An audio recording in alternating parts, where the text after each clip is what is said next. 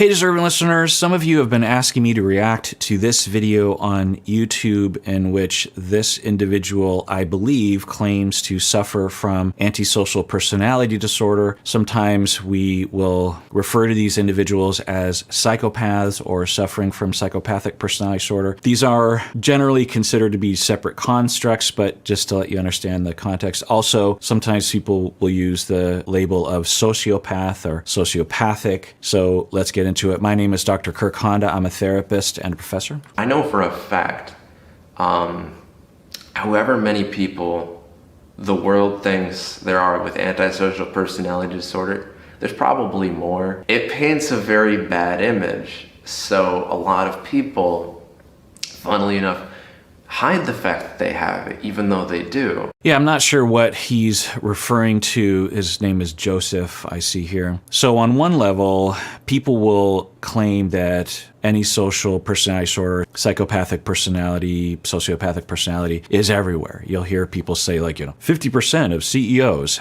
are psychopaths, and that's not what the research demonstrates. To be specific, the research demonstrates that high upper management positions are often filled by individuals that what we might call have slight psychopathic tendencies. It does not mean that you're a full-blown psychopath, right? And there are some qualities of psychopathic personality or antisocial personality that are not pathological. They're not a problem. For example, the fact that I make a YouTube channel could be considered a little bit on that spectrum because it's breaking from the norm. Most people in my field do not make YouTube channels. And I had to break free from the cultural norm to do so. 14 years ago, especially, it was widely considered unethical by a lot of people in my field to go on social media or YouTube or Twitter or anything. So I had to think outside the box. I had to kind of think for myself, and that is considered to be on the psychopathic spectrum. Does that mean I'm a psychopath? No.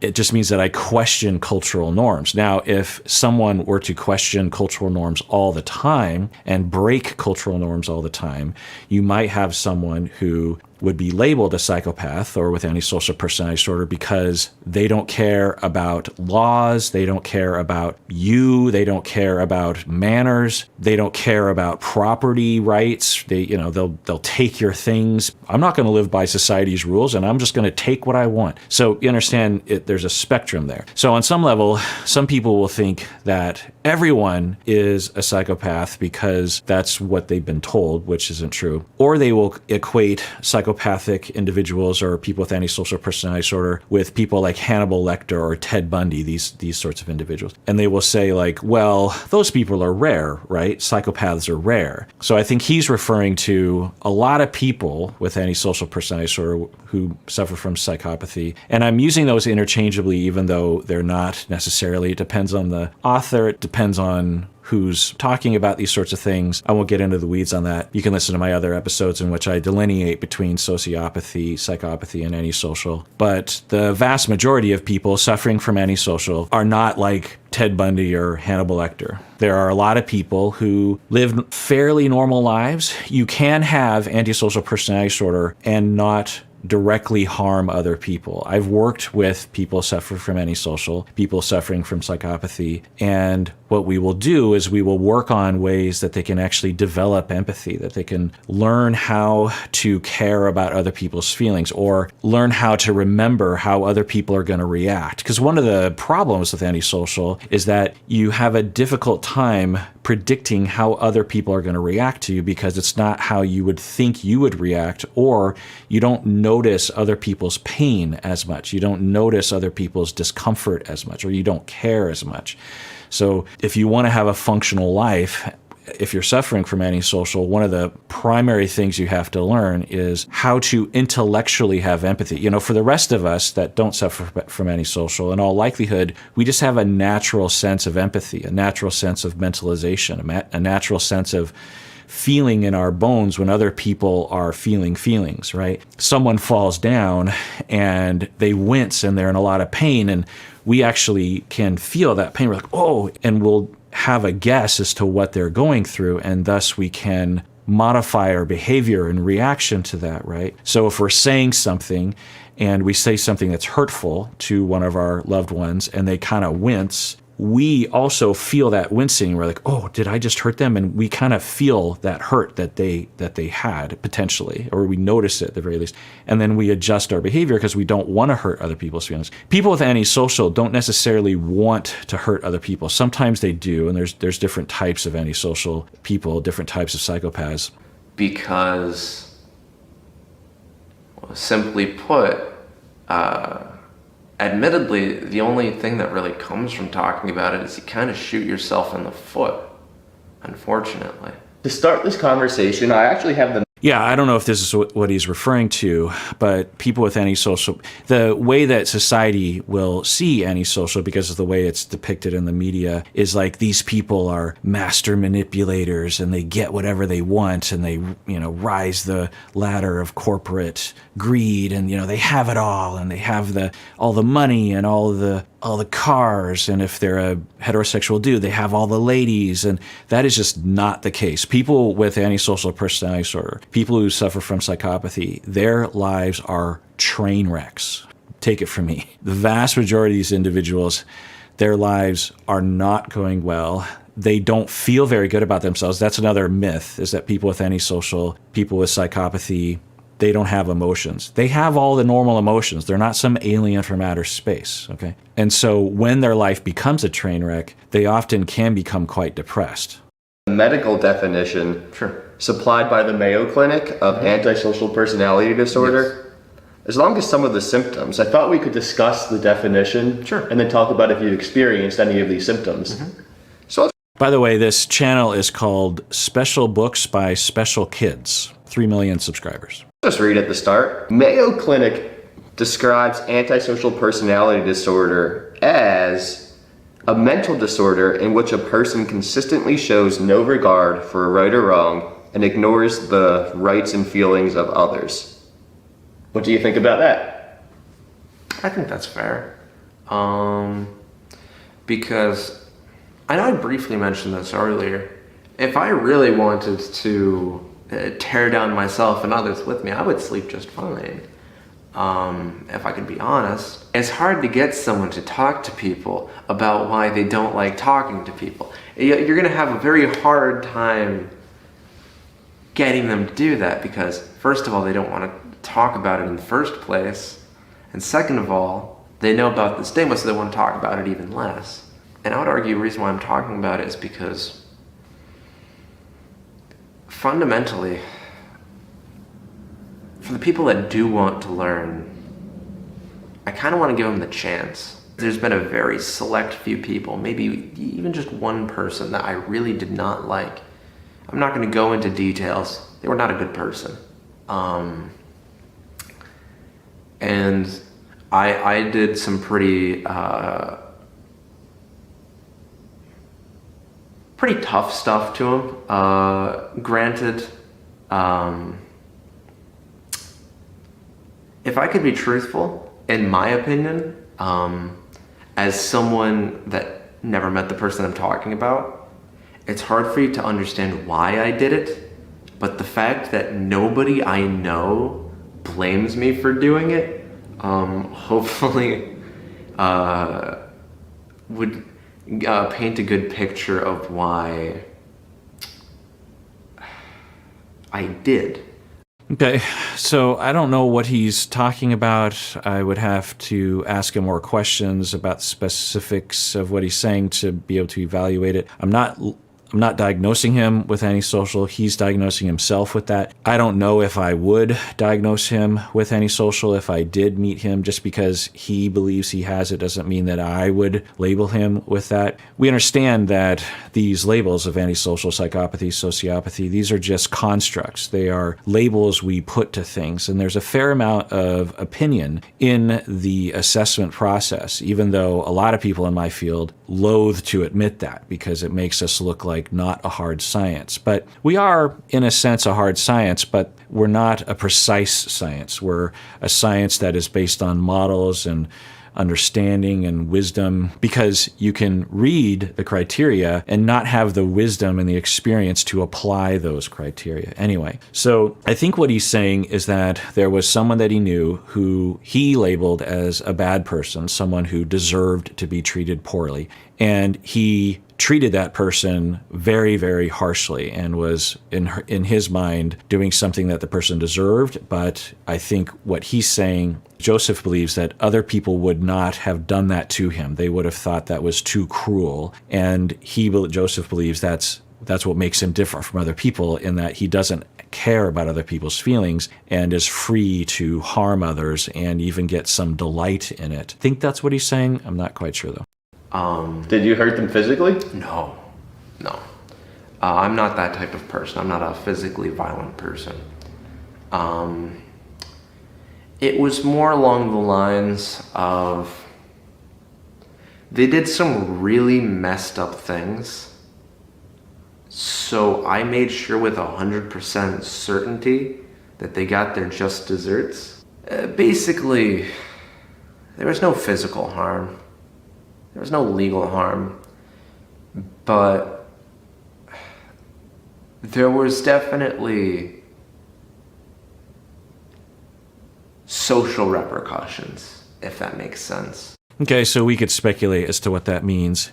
Now, with people that I've treated with antisocial, with psychopathy, this could go one of two ways, where us from the outside who have empathy and might have an idea of right and wrong might say, if we knew the whole story truthfully, we might say something like, well, okay, I could see why that person deserved to be harmed in that way. I wouldn't recommend people do that sort of thing. It's not okay. Two wrongs don't make a right. But, I could see how you believed that that person deserved it. But there's another possibility, which is the individual that he's referring to, that he harmed. If we knew the full story, we would conclude that person did not deserve it at all. It could have been something like they just didn't do what he wanted them to do, which is a part of psychopathy, a part of antisocial, in that when you get in their way, depending on the severity of the disorder and depending on the situation, but often they will just bulldoze over you and they will have no problem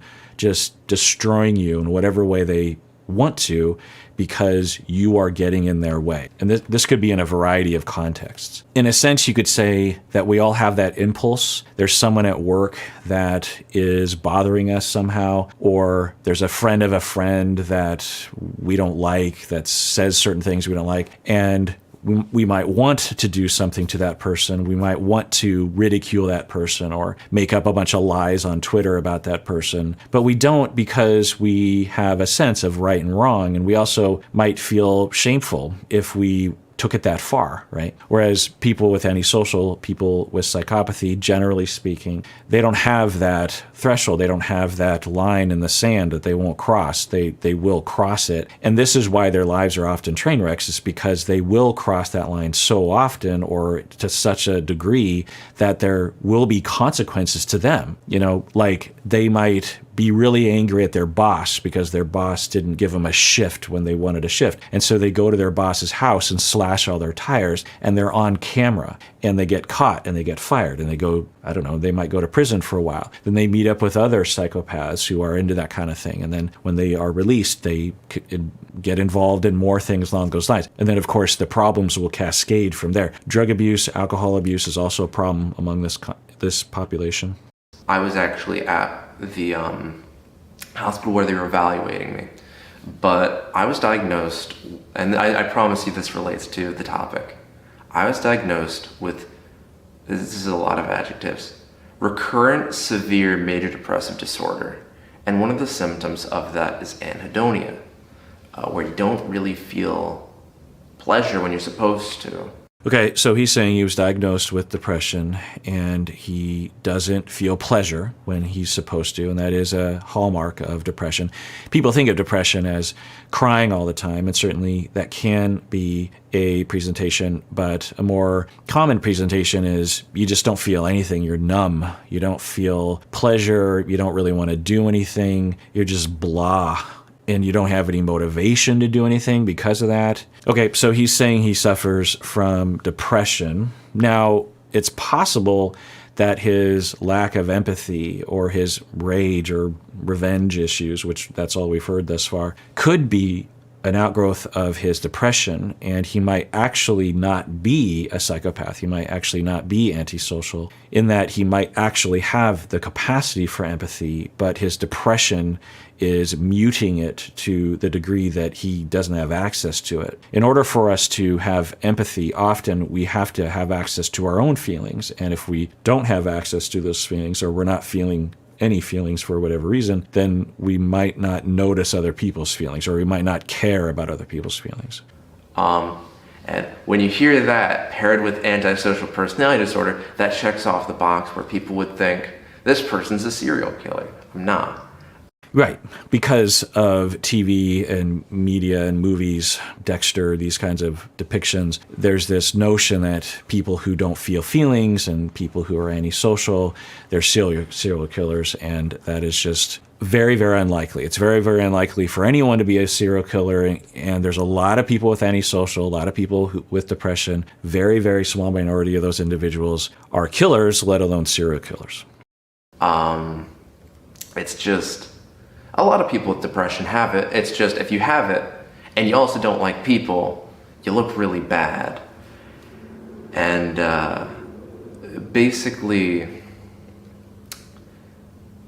I don't even enjoy myself most of the time. Yeah, so I don't know, but I've talked with a fair amount of people with antisocial, and they often will be depressed. They often will have trauma from their early childhood. They often will abuse drugs and alcohol as a way of trying to deal with their life and their feelings. And they often don't like themselves. And this flies in the face of the stereotype that you will see in the media that I was saying earlier, that people with antisocial, people with psychopathy, they're just like, I'm the best, everything's great. And they enjoy their lives, and they like to exploit other people, and they get away with it. And no, I mean, certainly there might be a minority of individuals that are like that, but the vast majority, and every person I've treated with antisocial, they don't like their life. Their life is not going well.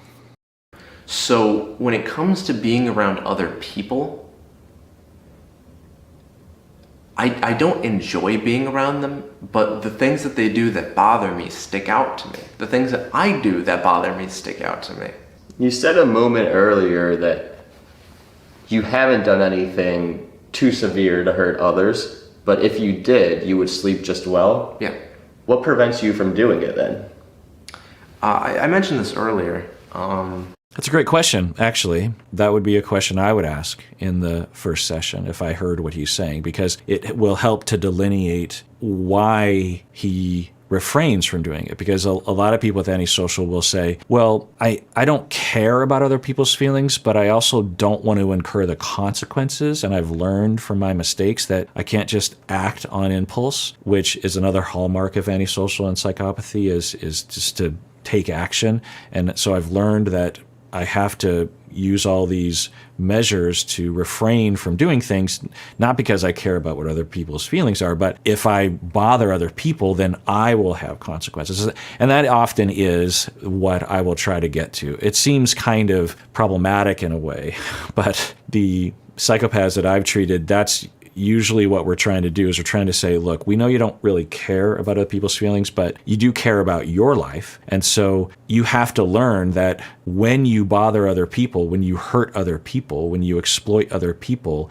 eventually the consequences will catch up with you, right? You'll go to prison, or the person will fire you, or they will hate you, or they'll spread the information about you and no one will want to talk to you. And you don't want that, right? So you have to take all that into account so that you don't hurt other people. And I've managed with some people along those lines. It's sort of like acting as if they have empathy, right? And if in the end they're not harming other people and their life is getting better and they're less depressed and they're not using substances as much and they're recovering from their traumas, then that might be the best that we can do with these individuals. I genuinely do believe that the world is better off when you do stuff for other people and then they do it for you in turn, right?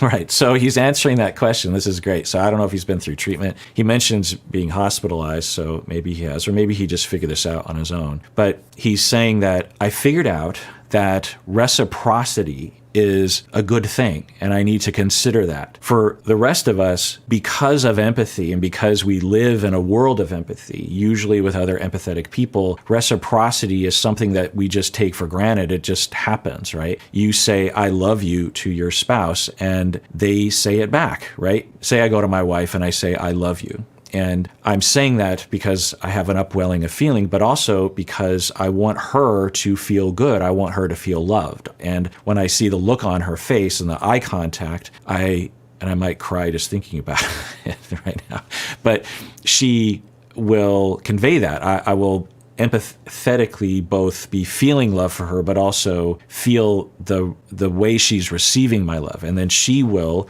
intuit what's happening in me and will also want me to have that feeling. And so she says she loves me. She says, I love you too.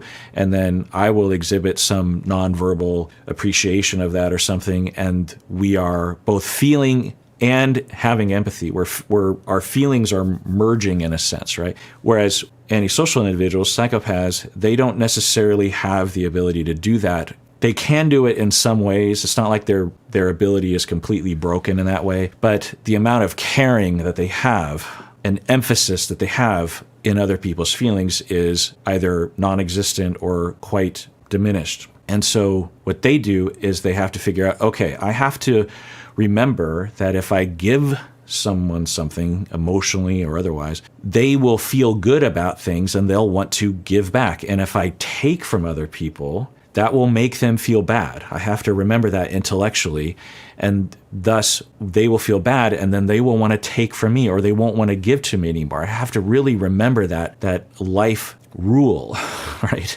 Whereas for the rest of us, we just naturally feel that. Let's rewind that. That bother me stick out to me. You said a moment earlier that you haven't done anything too severe to hurt others, but if you did, you would sleep just well? Yeah. What prevents you from doing it then?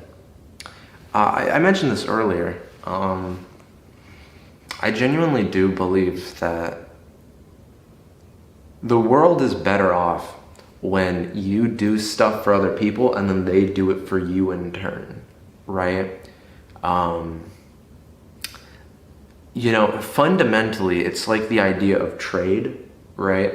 Where you are not a hunter-gatherer, you are not a farmer. Every time you eat food that is sourced from someone else's hard work, they didn't have to do that.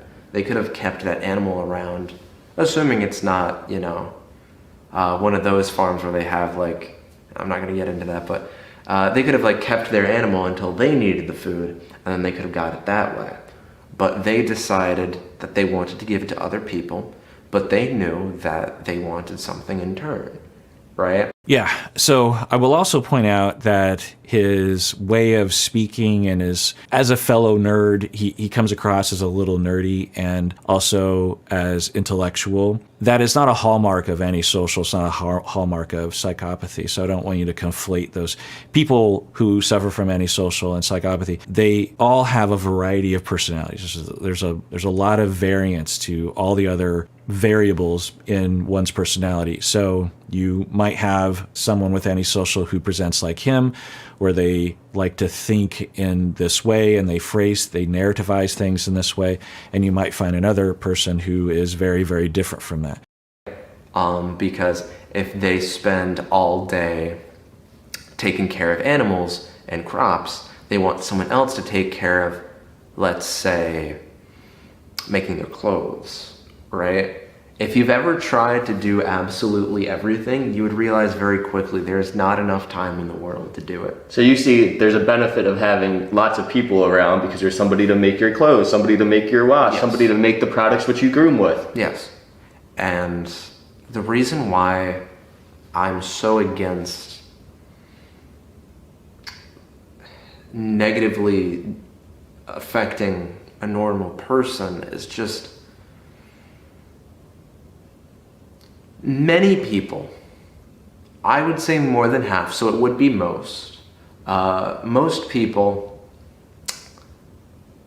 do good for the world in one way or another, right? Whether it's a line cook at a restaurant so that when you want to have a nice day out where you go to eat and you don't want to cook yourself, you can do that. At some point when I was younger, I stopped feeling good about myself when I helped other people, admittedly. But I kept doing it actually because you'll notice there's the world, if you're smart, the world has like a beautiful system where even if you don't enjoy doing good things for other people, you still have good incentive to. Right. I will say that there's a possibility that if I were to assess him, or if other people of my ilk would assess him, that they might actually land on a different conceptualization other than antisocial. I don't know that, of course, but there's a possibility that there are some other personality disorders at play that are more in line with his presentation, other labels in the DSM as well that could apply. And by the way, just so you know, that the word antisocial is a word we use in our field when you are against society, right? There is the social norms, there's the social rules, there's social etiquette, and you are against it. You are counter to it. You aggravate it, right? And then you have pro-social individuals who are altruistic and helpful to society. But people often, when they are isolating themselves, they'll say, I'm antisocial, right? It's like, I don't want to go out tonight. I'm being antisocial. The correct term is asocial. So if you are wanting to isolate yourself and you just want to get away from crowds or get away from people, you're being asocial, not antisocial. Don't label yourself as antisocial, unless you are. And I should point out that even those words are used in different ways in the clinical literature, which I won't get bogged down in. There are other terms as well, like non-social, anyway. Because if you do stuff for other people, they're more inclined to do stuff for you, and everybody wins, right? Yeah, so he's really describing what I was saying earlier, and I'm really happy for him that he's found this, because that means that his life is going to be a lot more functional, and maybe more importantly, he won't harm other people as frequently or at all. Alternatively, there's a couple other things that you could do. You could also be the one that takes the path where you tear down everything around you and you end up miserable. I'd prefer the former. Is it okay if we go through the symptoms of Right, so he's describing, maybe from experience, that if you just act normally and you just tear down everything around you because you feel like it, then you become miserable because people reject you, no one wants to be around you. They might attack you, they might be actively trying to get back at you in various different ways, and you are miserable. And I will commend him for making this video. I mean, it has 260,000 views thus far. It's very courageous. I've seen other people do this as well. I think there's some TikToker people who are like this. They will talk about how they are a psychopath and that there's nothing to be afraid of, because there isn't. There isn't anything to be afraid of. They can be scary, but certainly people without antisocial can be scary as well. You just don't really know until you meet someone. Antisocial personality disorder, and you can tell me if you have experienced them. Sure. And maybe to what extent. Sure. All right, I have them here. They're listed by the Mayo Clinic. Mm-hmm. We'll just go down in the order. Disregard for right and wrong. I'd agree with that. What's that like? I think the easiest way... So I want to point out something, and I'll rewind it, that the interviewer says disregard for right or wrong, and then Joseph says, yeah, I'd agree with that, and intuits that the interviewer is maybe going to be put off by that, or is going to consider that a little odd.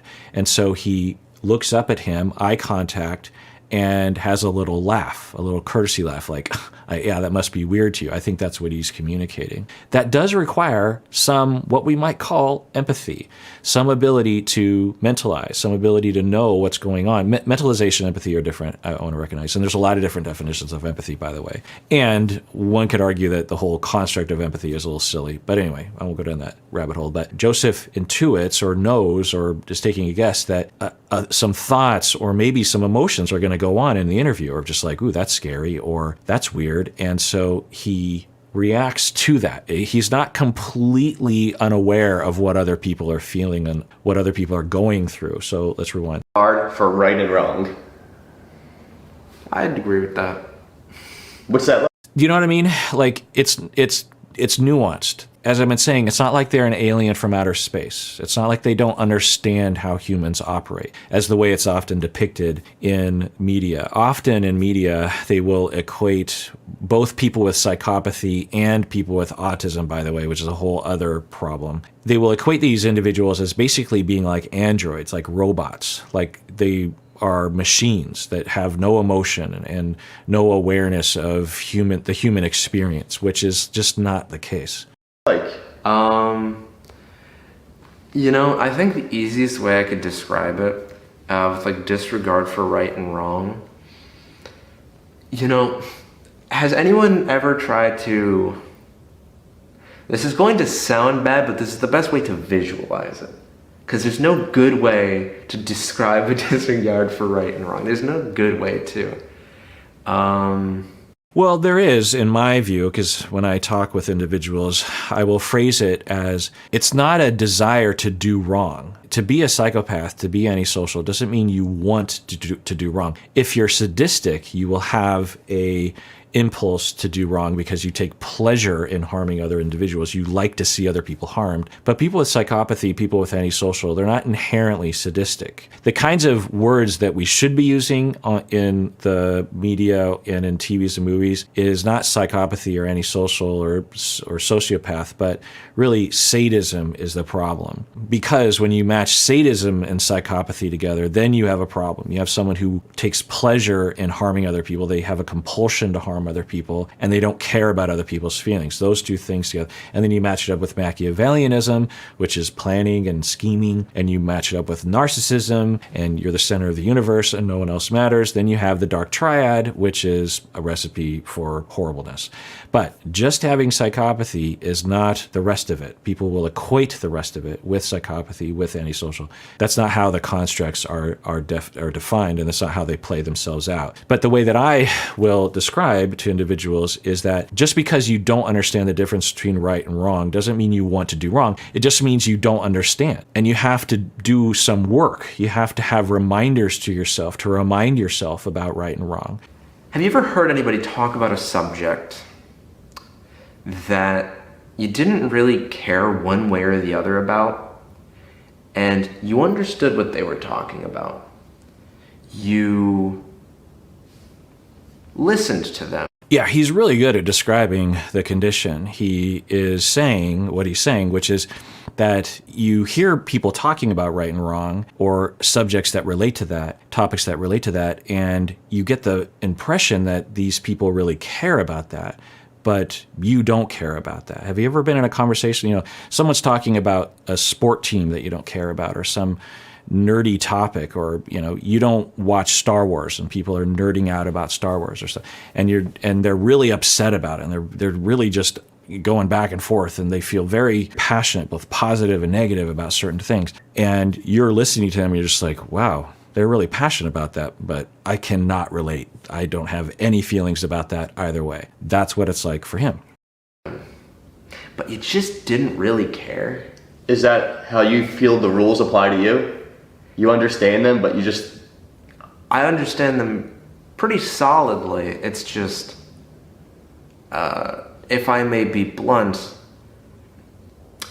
I feel guilt, but only under very specific circumstances. And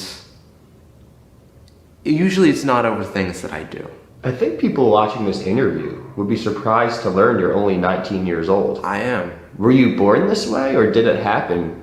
It happened. Long story short, without going into too much detail about my upbringing, because goodness knows I have done so enough already, I didn't really live in a particularly good neighborhood. And you'll notice in certain neighborhoods this kind of thing is more pronounced, like specifically antisocial personality disorder or asocial personality disorder, where you don't really want to interact with people because you kind of see, I wouldn't say the worst people are capable of. All right, so he mentioned asocial personality disorder. That's not a thing as far as I know. He might have meant dissocial personality disorder. In the ICD-10, we have the DSM, and other people use ICD, and it's called dissocial in that manual. But anyway, and he's talking about his neighborhood and how it was difficult for him. So I'm guessing he was traumatized in a lot of ways. Often people with antisocial were treated in an antisocial way, meaning that when they were young, they were treated by people who either had antisocial or were being antisocial, because there's different paths to antisocial behavior. It could generate from your personality, it could generate from circumstance. So when you're treated that way, one model of development of antisocial is that you don't develop empathy because you didn't have an environment in which that was encouraged or rewarded, or you had the opportunity to even apply it. Also, there seems to be a genetic component as well, meaning that you have a disposition for it and you match that up with experiences, then you are at risk of developing the disorder later on in life. And the good. I pretty much just lived with my mother growing up in that neighborhood. And there was one point where, long story short, someone hurt her pretty bad. Pretty bad. And she got sent to a hospital over in Boston. And this happened while I was at summer camp, between 6th and 7th grade in the summer, right? And when I was leaving summer camp, nobody I knew came to pick me up. It was actually a friend of my mother who informed me that, the event happened and that my mother was in the hospital. I remember going to the hospital over in Boston just due to swelling and surgery and all of that. She had some notable signs that something happened. And I remember she was actually getting discharged that day. So I actually got to leave with her, and we went to a Dunkin' Donuts. And while we were walking down the street to the Dunkin' Donuts, I vividly remember, as a kid, just seeing everybody kind of look at us in a very dehumanizing way. And that was probably, it was the first time, but it was probably one of the only times really where I kind of saw people, I saw faces, but they didn't feel like people, right? Like, in my mind when I was a kid, a person wouldn't walk down the street and give a look like they were giving. And Okay, it's interesting. It's hard to know how this relates to his antisocial, because generally speaking, personality disorders are developed quite early in life. You can certainly have later events that can influence one way or the other or contribute to the degree of the disorder, but he's talking about an event when he was in the 7th grade in which his mom was attacked and he was walking down the street with her and people were looking at them in a very, according to his perception, very judgmental, dehumanizing way. And yeah, so there could be a couple ways of narrativizing this and conceptualizing it in my mind. One is that this event was significant in that he had the disposition and maybe even a lot of experiences that were contributing to antisocial personality disorder. And then this happens and it feels very disjointed. He feels very separate from other people and very dehumanized, and he has to defend himself against that. And so as a defense, he dehumanizes everyone else. And he's just like, I don't care about anyone else's feelings because they don't care about my feelings. And so that's the way I'm going to cope with that. And so maybe the genetics were there, potentially the early experiences were there, and then this happens and it sort of pushes him in a direction where he is now. And they said he's 19 years old. There's a chance that 10 years from now, he will reframe this whole experience as not that he has antisocial, but that he was suffering from depression and trauma conditions and other kinds of things. most people were giving the look. It was really standing out to me as a kid. That experience sticks with me really, really, really well. And unfortunately, immediately after that, I actually got put in a foster home in a worse neighborhood. And there came a point where, like,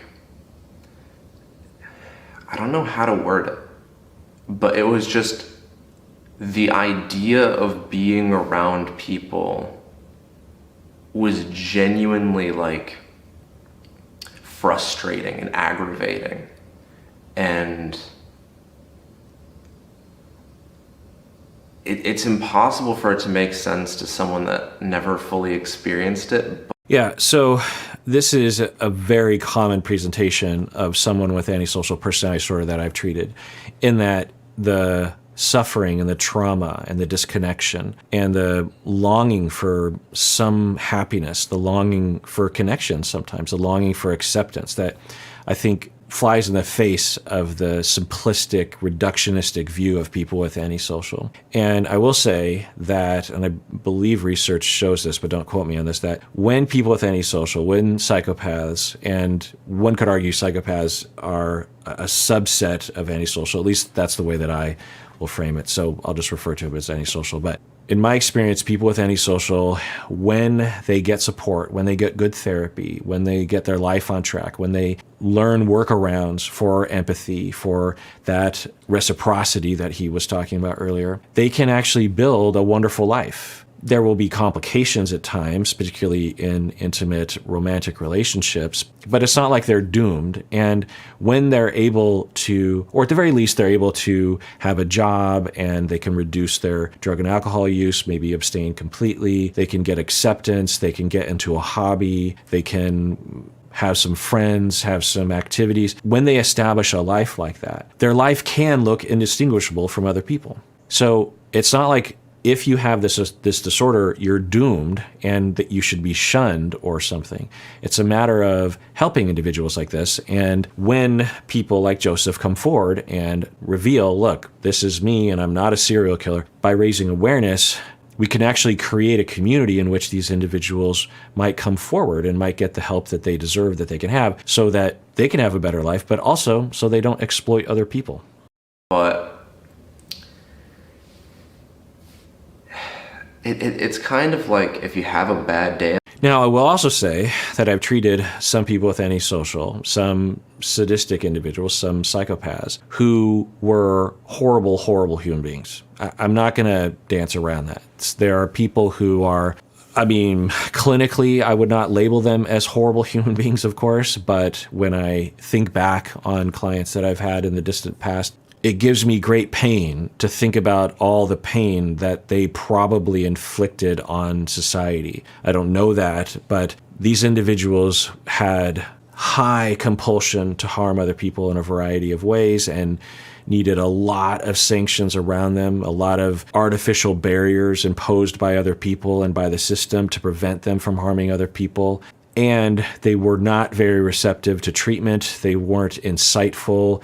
They didn't care about working in therapy. So these individuals can be highly problematic. So I'm not saying that everyone with antisocial and every psychopath is like him. I'm just saying that of those that are receptive, we absolutely should be reaching out to them.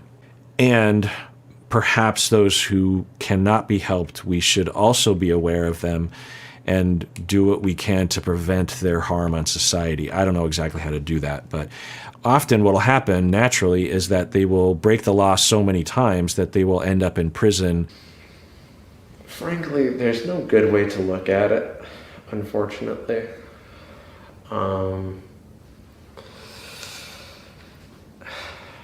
What I would hope they would think, at the very least, is that, first of all, it's not them. I do not dislike them on a personal level. It's not a personal thing.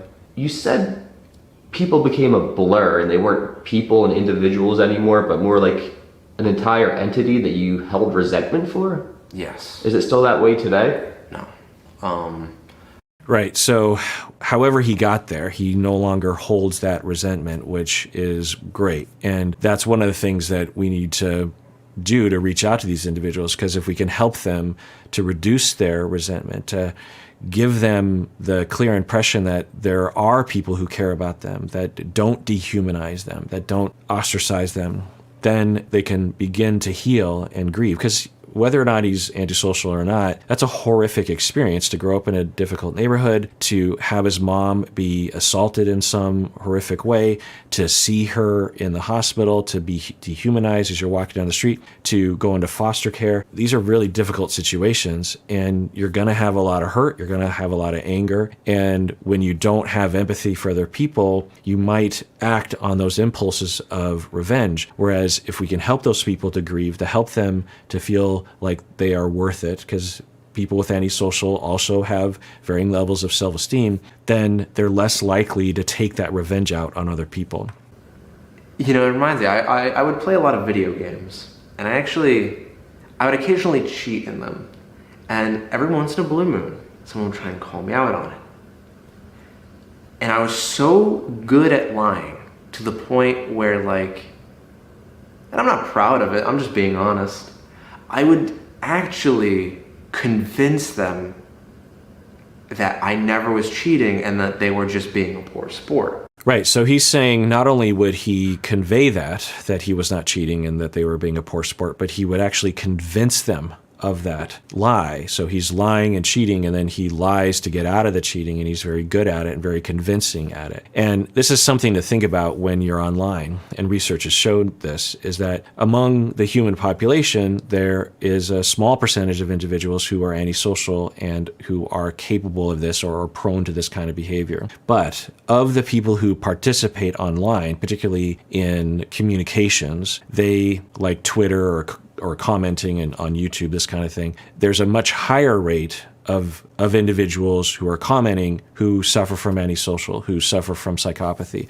I don't remember the exact statistics, but something like 1 to maybe 3% of individuals suffer from antisocial among the general population. But when you sample people commenting online, particularly people who are commenting in a negative way, in a hurtful way, there's a much higher percentage of those. They actually will reach out to those individuals and conduct assessments and find that there's a much higher rate of individuals online who have antisocial. So there's a chance that you've never met someone with antisocial in your personal life, but there's a very good chance that you've interacted with antisocial people online. And so I think that that's helpful to remember, because when you're interacting with people in your regular life, you can usually assume that everyone has empathy, that everyone knows the difference between right and wrong, that everyone is not a pathological liar. But you go online, you cannot assume that. You really can't trust people online. You don't, unless you know the person or have data to base an opinion on about the integrity of that individual. There's a chance you're literally interacting with someone that has no empathy for your feelings. They might even want to harm you in this way.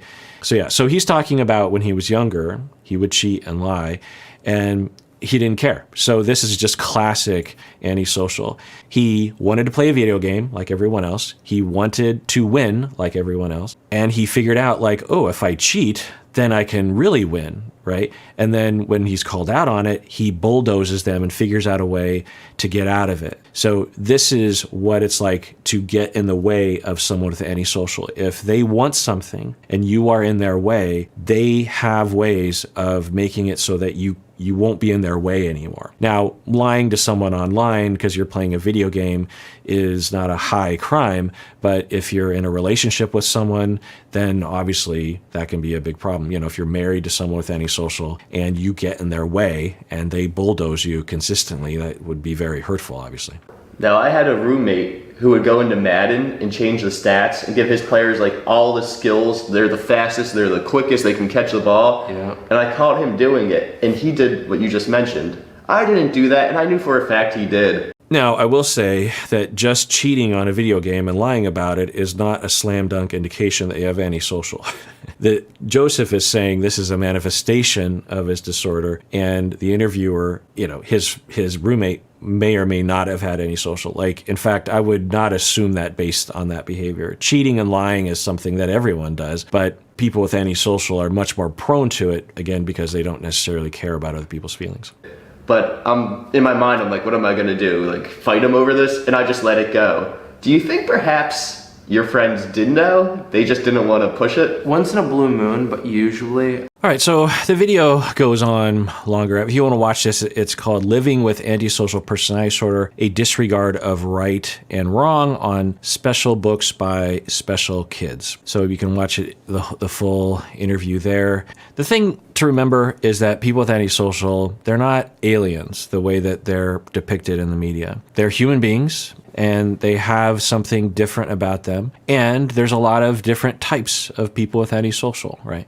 The way that people often talk about it, it's just like, well, sociopaths are this, and psychopaths are this, and people with antisocial are this, and da-da-da-da, as if somehow they're a different species of animal, as if their entire brain operates in this completely different way. Again, some people with antisocial and some people without can be extremely problematic individuals. I'm not going to say that that isn't possible, but because it is. But just because someone has antisocial doesn't mean that they're destructive, horrible, evil human being, that kind of thing. All right. Well, that is for that episode. And everyone out there, please take care of yourself because you deserve it. You really, really do.